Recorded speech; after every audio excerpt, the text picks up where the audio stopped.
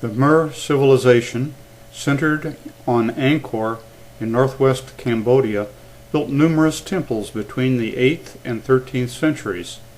The temples were created in stone by kings who were Hindu and Buddhist.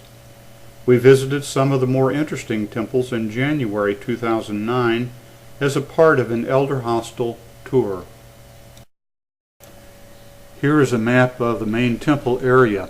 Prohm, our first temple, is in the small green rectangle in the center.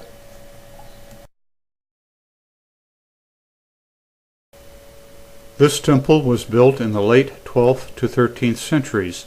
The outer enclosure is rectangular, measuring 6/10 of a mile by 4/10 of a mile, or almost 150 acres. It was big enough to accommodate 12,640 people, which are mentioned in the temple inscription. The temple itself, which occupies 2.5 acres, is surrounded by a moat. This temple was chosen by the French to be left in its natural state. This was to demonstrate how most of the temples looked when the French found them in the 1800s. We were told that approximately 80% of the brush has been cleared, and in places temple buildings had to be stabilized to prevent further collapse. Trees have grown intertwined and into the stone cracks. The trees are identified as the larger silk cotton tree and the smaller strangler fig. The trees grow from seed deposited by birds on ledges, with the roots working into and around the stones.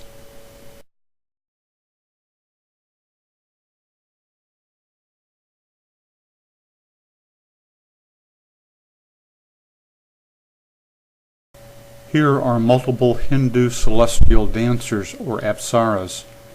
In the Angkor temples, they are of special importance.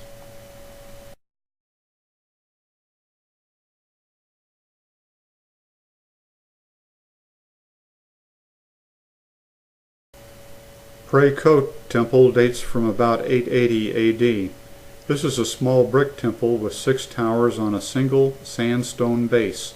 There are 3 statues of kneeling bulls, Shiva's Nandi, in front of the temple. These give the temple its modern nickname, the Sacred Bull. Each entrance door is guarded by a pair of lions. Here, Suan, our guide, tells us about the lions. Bakong temple, in an area 1/2 mile by 4/10 of a mile, dates from about 881 AD, or soon after Preah. This is a very large temple with 5 tiers or levels. Look carefully to see people walking on the top tier.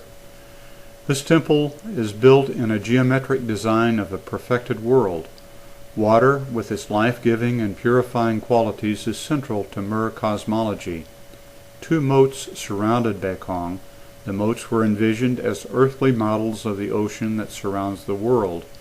The pyramid of levels and the tower or towers are features of Mount Meru, home of the Hindu god Vishnu. The Bayon temple and Angkor Wat share this cosmology. Bakong is built with dried laterite clay, sandstone, and brick. It was in very poor shape when found by the French, but was carefully reassembled by Maurice Glaze in the 1930s.